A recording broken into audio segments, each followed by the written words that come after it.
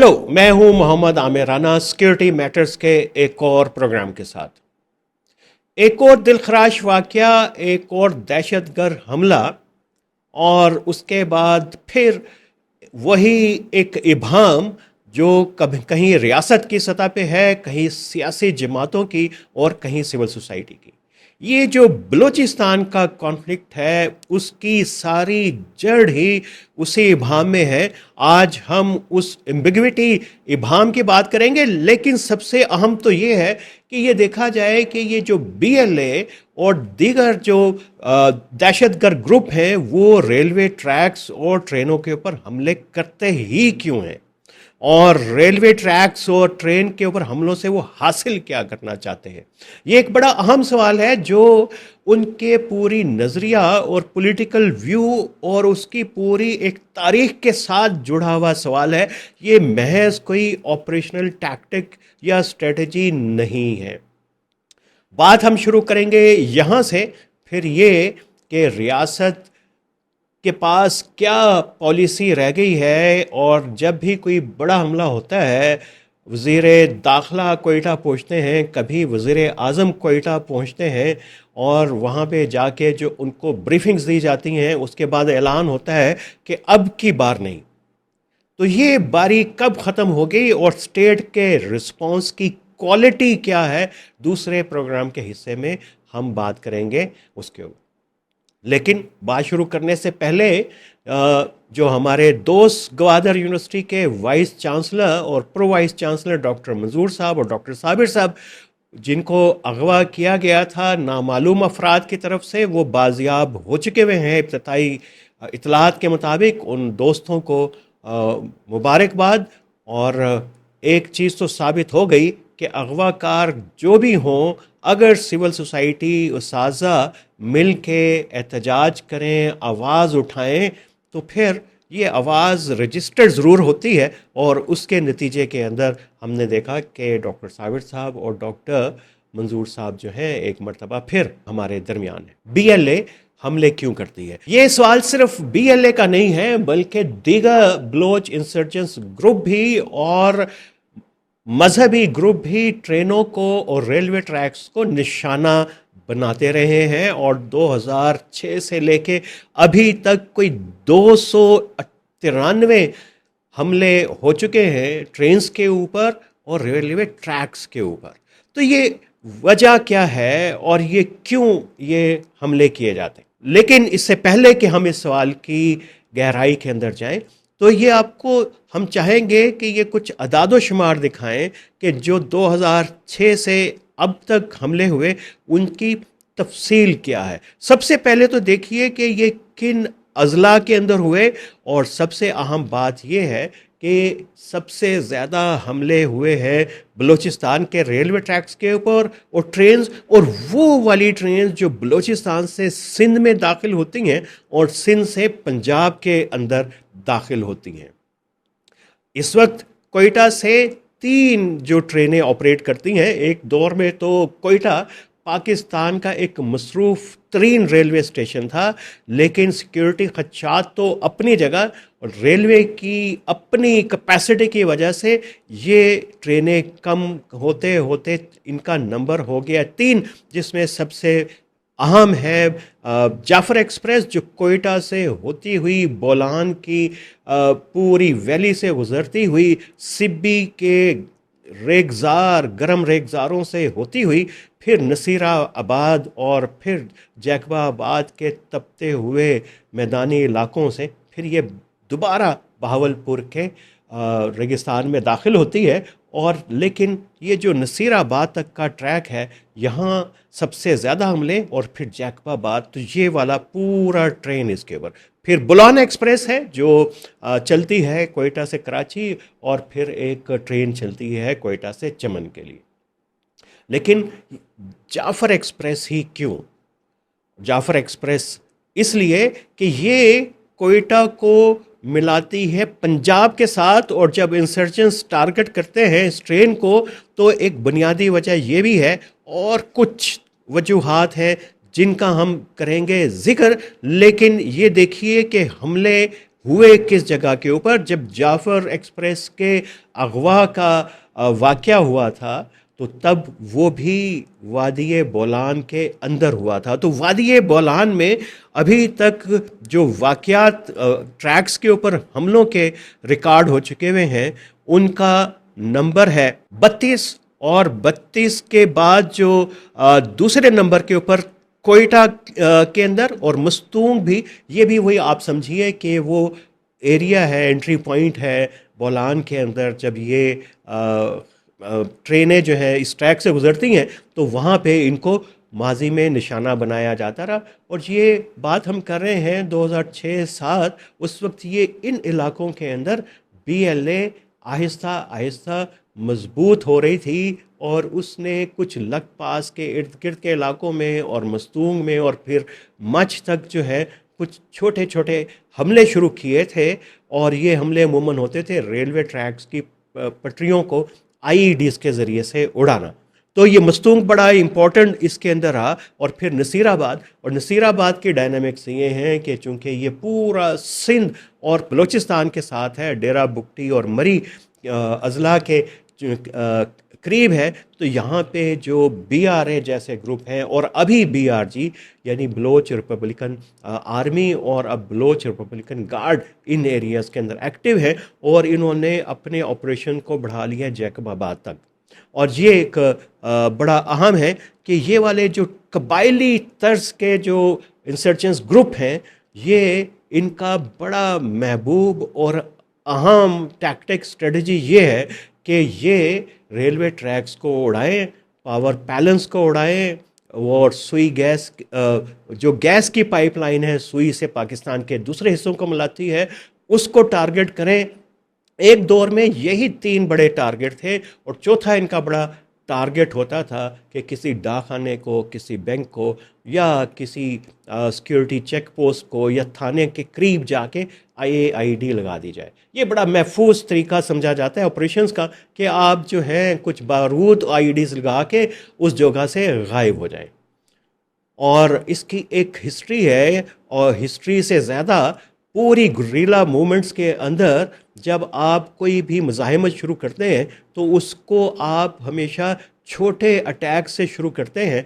और ये पूरी जितनी भी लेफ़्ट की मूवमेंट्स हैं, वहाँ पे ये एक आपको बड़ा एक कॉमन किस्म का फीचर नज़र आएगा। और जब 60s और 70s की इंसर्जेंसी थी, तो वो चूँकि उसके ऊपर लेफ़्ट का गलबा था, तो तब भी ये पूरा नसीराबाद और डेरा बुगटी के एरिया के अंदर रेलवे ट्रैक और ये गैस पाइपलाइंस प्राइमरी टारगेट था। तो एक रवायत के साथ ही अपने आप को कनेक्ट भी करते हैं। जब ये रेलवे ट्रैक को हमला करते हैं, तो और उसके बाद जब रेलवे ट्रैक के ऊपर इंफ्रास्ट्रक्चर पे हमला होता है, तो उससे एक तो कॉन्फिडेंस जो है इनके जो प्रारी हैं, गुरीला हैं, दहशतगर्द हैं, उनका बुलंद होता है, और ये फिर नए ऑपरेशंस की तरफ जाते हैं। तो ये वो मरहला होता है जहाँ पे रियासत को रिस्पॉन्ड करना होता है, लेकिन रियासत समझती है कि ये छोटा मोटा नुकसान है, उसको इग्नोर करती है, और इसको नज़रअंदाज करते करते फिर ये होता है कि ये एक बड़ी तहरीक का रूप अख्तियार कर लेते हैं। ये बड़े वाक़यात की आपके सामने फ़हरिस्त है। और लेकिन सबसे अहम बात ये है कि अभी तक जो ओवरऑल अटैक्स किए गए हैं, उसके अंदर एफसी एक बड़ा टारगेट है, मिलिट्री और सिविलियन जो है वो बड़ा अहम टारगेट होते हैं। ये आपके सामने स्लाइड के ऊपर देखिए, और ये कि इसमें किस किस्म के जो हैं वो टैक्टिक यूज़ किए जाते हैं। हैंड ग्रेनेड, आईईडीज़, जो मैंने कहा था कि ये एक बड़ा अहम और बड़ा पसंदीदा हथियार है कि इसकी कॉस्ट भी कम है और इसमें नुकसान भी कम है। और 230 हमले हुए, और सीज हॉस्टेज का एक जाफर एक्सप्रेस का वाक़या हुआ, फायरिंग ट्रेन्स के ऊपर, ये भी एक बड़ा वाक़या हुआ। अभी तक जो हलाकतें हैं इसमें, जो टेररिस्ट अटैक्स हैं और नेशनल इंसर्जेंस, वो 136 हैं 246 हमलों के अंदर, और बाकी जो मिलिटेंट्स ने किए वो 15 हमले हैं। फिर ये भी है कि कुछ जो ऐसे मंसूबे बनाए गए कि ट्रेन को हमले को टारगेट किया जाए, वो 32 हमले पाकिस्तान के सिक्योरिटी इदारों ने नाकाम बनाए। और ये फिर एक मर्तबा आपके सामने कि ये बीएलए ने अभी तक कितने हमले किए, और बीएलए की हमलों की तादाद जो है वो सबसे ज़्यादा है रेलवे ट्रैक्स के ऊपर और रेलवे ट्रेन्स के ऊपर। और ये सबसे ज़्यादा बीएलए, हमने पहले जिक्र किया कि इन्होंने बोलान के अंदर से कार्रवाइयाँ शुरू की। बोलान में 21 मरतबा इन्होंने ट्रैक्स और ट्रेन्स को नुकसान पहुंचाया। और कोयटा, इसमें कोयटा का कल का वाक़या भी सुबह 8 बजे जो हुआ, और वो वाक़या भी जो कोयटा रेलवे के ऊपर सुसाइड बमिंग हुई, वो भी इसके अंदर शामिल है। फिर ये कि बीएलए की आउटरीच एक दौर में वो सिब्बी तक तो थी, वो राजनपुर, रहीम यार खान तक और कुशमोड़ तक भी पहुंच चुकी हुई थी। तो ये एक बड़ा अहम टैक्टिकल रूट है। और इसे चूँकि इसके अंदर मुसाफिर होते हैं पंजाब के, और पंजाब के मुसाफरों में होते हैं पाकिस्तान की सिक्योरिटी फोर्सेस के लोग, जो सरकारी अफराद जो छुट्टियों के दिनों के अंदर अपने प्यारों को मिलने जा रहे होते हैं, और वो उस वक्त वर्दी में नहीं होते, वो किसी कॉम्बैट पोजीशन में नहीं होते, उस वक्त वो सिविलियन होते हैं। और उस वक्त वो उनके साथ इस किस्म का हमला और ये सलूक ट्रेन्स के ऊपर, ये इंतहाई एक सफ़ाकाना अमल है। और हमें ये पता है कि जब आप एक वायलेंस की शिद्दत बढ़ेगी तो रियासत भी वायलेंस का जवाब वायलेंस से देगी। और रियासत के जो तरीके हैं वायलेंस के, वो शायद बहुत महज़ब नहीं हैं, लेकिन उसका जवाब उसको अभी उसी अंदाज के अंदर देना आता है। और मुमकिन है कि मिसिंग पर्सनस का नंबर भी बढ़ रहा हो, और ये भी है कि टारगेटेड ऑपरेशन, और जब रियासत ऑपरेशन करती है उसके अंदर कोलैटरल डैमेज का ख़तरा हमेशा ज़्यादा होता है, मिलिटेंट्स की तरफ से भी, दहशत गर्दों की तरफ से भी। जैसे ट्रेन के हमले के अंदर हुआ, उससे पहले सुसाइड बॉम्बिंग के अंदर हुआ, और सिविलियंस का नंबर आप देख रहे हैं चार्ट्स के ऊपर कि काफ़ी बुलंद है। तो ये एक बड़ी वजह है कि बीएलए क्यों टारगेट करती है जाफर एक्सप्रेस को। एक ये कि ये पंजाब और पेशावर की तरफ जाने वाला रूट है और उससे मैसेज जाता है, और दूसरा ये कि इसमें सिक्योरिटी के और गवर्नमेंट के ऑफिशियल इसमें सवार होते हैं, और ये कि इसमें आपकी पॉलिटिकल और इकोनॉमिक कास्ट जो है वो रियासत पाकिस्तान की बढ़ती है। इकोनॉमिक कास्ट, क्योंकि जब ये जाफर एक्सप्रेस का वाक़या हो उससे पहले ये ट्रैक बार बार बंद होता है, और ये पाकिस्तान को कोयटा से रेलवे लिंक को तकरीबन मफलूज करके रख देता है। तकरीबन क्या, मुकम्मल मफलूज करके रख देता है। और ये कि फिर जैसे जाफर एक्सप्रेस की हॉस्टेज केस में हमने देखा कि इसको एक अपने लेवरेज के लिए भी इस्तेमाल करते हैं कि आप इसके ज़रिए प्रिजनर एक्सचेंज करने की कोशिश करते हैं। और जब आप ये इस किस्म की डील कर लेते हैं रियासतों के साथ, तो ये आपके लिए ऑपरेशन से बड़ी फतह समझी जाती है किसी भी दहशतगर्द और इंसर्जेंस ग्रुप के लिए। तो ये वो मकासद हैं। और हम सिर्फ स्टेट रिस्पॉन्स, सिर्फ एक ही स्लाइड आपके सामने रखेंगे कि स्टेट का रिस्पॉन्स अभी तक है कि इवॉल्व हुआ अ मल्टी डोमेन वॉरफेयर। और पिछला प्रोग्राम अगर आपने नहीं देखा जो हमने किया कि एफसी की कितना स्ट्रेच हुआ है और एफसी वेस्ट क्यों बनी है, तो उसमें ये पूरी डायमेंशंस हमने डिस्कस की हैं, और कि उससे मतलब क्या है मल्टी डोमेन का, कि आपने ना सिर्फ ऑपरेशनल साइड पे कैनेटिक बल्कि नॉन कैनेटिक साइड को भी देखना है, सबवर्जन को भी देखना है। अब ये पॉलिसी बनी कैसे, इवॉल्व कैसे हुई और एग्जीक्यूट कैसे हो रही है, इसके ऊपर एक हमारी तनकीद है, क्रिटिक है, जो हम पहले भी करते रहे हैं, आइंदा भी करते रहे हैं, करते रहेंगे। लेकिन ये जो मल्टी डोमेन आपकी स्ट्रेटजी है, हमारी स्ट्रेटजी है रियासत पाकिस्तान की, ये एग्जीक्यूट करना आसान नहीं होता। और इसकी वजह ये है कि मुख्तलिफ जो कंपोनेंट है इस स्ट्रेटजी के, उसमें रब्त रखना सबसे बड़ा चैलेंज है। उसको रब्त का मतलब है कोऑर्डिनेशन, और ये कि उसको एवेल्यूएट करना, सक्सेस को, कामयाबी को, इसके अंदर सबसे बड़ा चैलेंज है। ये हमने आपके सामने एक थोड़ा सा एक स्लाइड डायग्राम आपके सामने रखी कि बुनियाद देखने में तो ये बड़ी आसान सी डायग्राम है कि फेडरल गवर्नमेंट प्रोविंशियल गवर्नमेंट के साथ लिंक्ड है, पाकिस्तान रेलवे भी देख रही है, फिर वो कि आर्मी, आईएसपीआर और बाकी जो इंटेलिजेंस की एजेंसीज हैं वो कैसे थ्रेट को रिस्पॉन्ड कर रही हैं, फिर कहाँ पे जाके पूरा थ्रेट परसेप्शन के BYC और नॉन वायलेंट राइट्स ग्रुप्स आते हैं, कहाँ पे जो है वो लोकल कम्युनिटीज़ आती हैं, सेटलर्स आते हैं, पार्लियामेंट्री पार्टीज आती हैं, नेशनलिस्ट आते हैं। देखने में आसान है, लेकिन ये इतना घन चक्कर है कि इसके अंदर इसको कनेक्ट करना और इससे कोई बड़ी कामयाबी को एक्सट्रैक्ट करना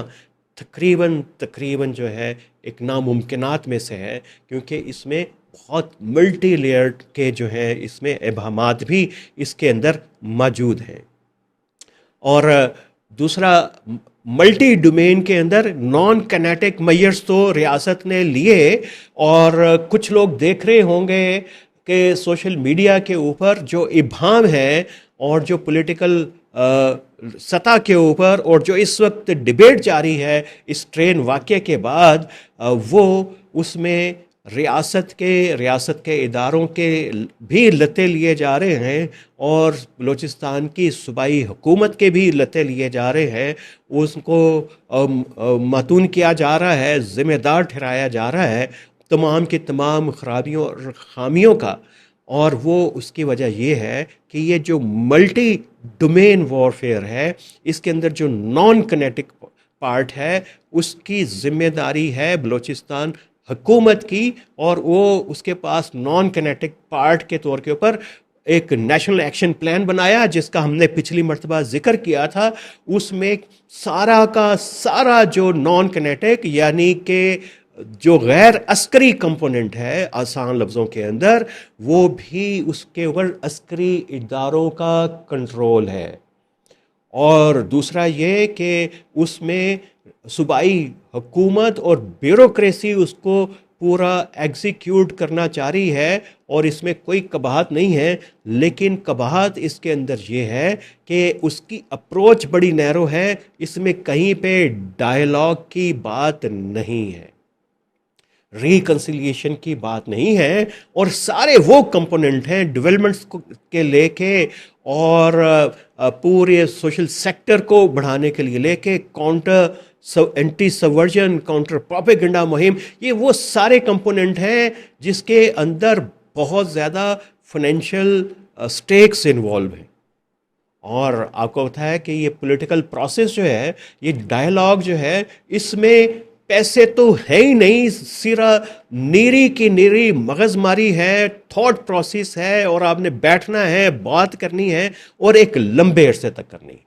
तो वो जब बलूचिस्तान की हुकूमत उस तरफ जाएगी क्यों, जहाँ पे उसको बात करनी पड़े, जहाँ पे उसको तनकीद बर्दाश्त करनी पड़े, जहाँ पे उसको जवाबदेही करनी पड़े, जवाब देना पड़े, वहाँ पे वो जाएंगे क्यों? ये एक बड़ा अहम। और फिर ये कि हमने कहा कि जाते जाते आपको सिर्फ चंद एक स्लाइडें दिखा दें, और वो ये कि बलोचियों में बड़ा पोटेंशियल है कि वो पॉलिटिकल डायलॉग के ज़रिए, रिकन्सिलिएशन के ज़रिए जो है वो मामलात को हल करने की तरफ जाएंगे। तो ये जो स्लाइड है, ये हमने पूरी जो पॉलिटिकल डेवलपमेंट्स हुई हैं बलूचिस्तान के अंदर, हमने 1930 से अंजुमन इत्तेहादे बलोचिस्तान जो अब्दुल अजीज़ कुर्द, यूसुफ अजीज़ मक्सी ने शुरू की थी, एक वो पूरी नॉन वायलेंट पूरी मूवमेंट थी, फिर नेशनल कलात पार्टी से लेके नैब तक, और ये पूरी एक ट्रेडिशन और हिस्ट्री है। और ये जब नैब तोड़ी, और इसका नैब के टूटने की बेशक नैब के अंदर जिम्मेदारी हो, लेकिन ये भुट्टो साहब भी इसके मुकम्मल जिम्मेदार इसके थे, इसकी हुकूमत ख़त्म करने में, इनके अंदर डिवीज़न और केसेस ख़त्म करने में। अगर नैब ना टूटती तो इस वक्त खैबर से लेके और जैकबाबाद तक एक ऐसी सियासी कुव्वत होती जो पाकिस्तान की इत्तेहाद, मजबूती, कॉन्स्टिट्यूशनलिज्म के लिए खड़ी होती। और इसके ब्रेकअप से बुनियादी तौर के ऊपर जब मरी साहब ने हक त्यौहार शुरू किया तो वहाँ से ये वो पूरी इंसर्जेंसी और वायलेंस फूटा। तो पोटेंशियल पूरे का पूरा है। और ये कि BYC ने भी एक पूरी रियासत को मौका दिया था कि वो आए रियासत और इतना बड़ा ग्रे एरिया बना के दिया कि आए और डायलॉग करें और नेगोशिएशन करें और फिर चीज़ें को आगे लेके चलें। फिर ये आखिरी एक हम दिखाएंगे कि दो दो मिसालें कि आगे बढ़ने का रास्ता क्या है। इसलिए ये दो मिसालें हमने आपके सामने रखी जो आप देख रहे हैं स्क्रीन के ऊपर, नॉर्दर्न आयरलैंड की और आचे इंडोनेशिया की, क्योंकि ये दो मिसालें पाकिस्तान के अस्करी इदारों में और इवन के जो रियासती दानिश्वर हैं सो कॉल्ड, वो भी इन दो केस स्टडीज़ का हवाला देते हैं। और लेकिन नॉर्दर्न आयरलैंड का जो पीस प्रोसेस था, एक लंबे वायलेंस के बाद, एक लंबी हिस्ट्री के बाद फिर नतीजा पहुंचा था मुज़ाकरात के ऊपर और फिर बातचीत के ज़रिए मसला हल हुआ था। लेकिन क्या पाकिस्तान एक पूरी दहाइयों के ऊपर फैली हुई इंसर्जेंसी अफोर्ड कर सकता है? क्या पाकिस्तान की और आयरलैंड का जैसे यूके का मेनलैंड का ताल्लुक़ था, डिस्कनेक्ट था, वो पाकिस्तान और बलूचिस्तान का नहीं है? तो उसमें ये कैसे मुमकिन है कि आप वायलेंस को स्ट्रेच करते हुए दहाइयों के ऊपर ले जाएं?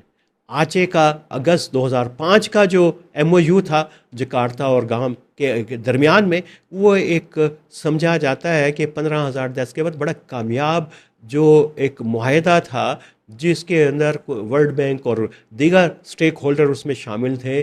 और उसके बाद वहाँ पे पूरी एक इंसर्जेंसी का ख़ात्मा हुआ। तो मुज़ाकरात के नतीजे आ सकते हैं। और आचे की इंसर्जेंसी में एक अहम ये सबक पोशीदा है कि बेशक इंसर्जेंस ग्रुप दहशतगर्द बात करने से इनकार करें, करते रहें, लेकिन अगर सोसाइटी का प्रेशर बिल्ड हो रहा हो, पॉलिटिकल प्रेशर बिल्ड हो रहा हो और रियासत का एक काइनेटिक ऑपरेशन भी चल रहा हो, तो वो मजबूर कर देती है उसकी क़यादत को कि वो आके मुज़ाकरात की टेबल के ऊपर बैठे। तो अब अगर आचे के बलूचिस्तान की इंसर्जेंसी को देखें तो यहाँ पे वो इंगेजमेंट जो पॉलिटिकल एक्टर्स के साथ, सिविल सोसाइटी के साथ होनी चाहिए, जो आचे के केस में थी कि वहाँ पे पूरी सिविल सोसाइटी, एकेडेमिया, उस्ताद, टीचर, वकील जो है वो इस पूरे अमल के अंदर जुट गए थे। लेकिन रियासत नहीं चाहती कि यहाँ पे कोई भी सुलह की,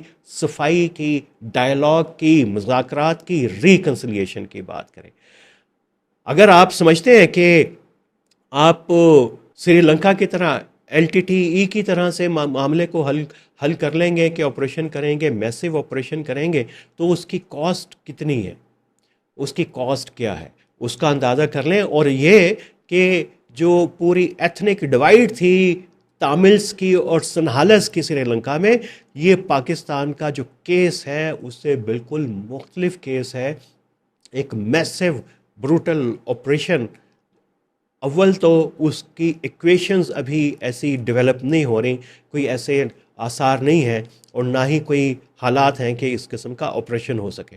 और अगर होगा तो उसकी पॉलिटिकल कास्ट जो है वो उसको एवेल्यूएट करना वो भी एक बड़ा अहम है। फिर ये भी कि शाइनिंग पाथ का एक रास्ता था कि वो भी बिल्कुल आचे की तरह का ही है पेरू के अंदर, कि उनका जो सरेंडर था एक लंबे अरसे के बाद लड़ के रियासत भी थक गई, शाइनिंग पाथ जो इंसर्जेंट ग्रुप था वो भी थक गए और थकने के बाद जो है वो बैठे और उन्होंने सीज़ फायर का ऐलान किया। आप क्या करना चाहते? आप चाहते हैं कि मसले का हल निकले, तो दुनिया की मिसालें आपके सामने। सबसे अहम बात यह है कि अगर रियासत मुनज़्ज़म रिस्पॉन्स नहीं देती तो फिर इंसर्जेंसी फैलती जाती है, प्रोलॉन्ग होती जाती है और दहाइयों पे फैल जाती है। और अगर कोई कोहेसिव मुनज़्ज़म रिस्पॉन्स हो तो फिर इंसर्जेंसी का रास्ता महदूद किया जा सकता है और लोगों के दिल और दिमाग जीते जा सकते हैं। तो ये था आज का security matters with Aamir Rana. और हम बात जारी रखेंगे बलूचिस्तान के ऊपर अगले कुछ और हफ्ते।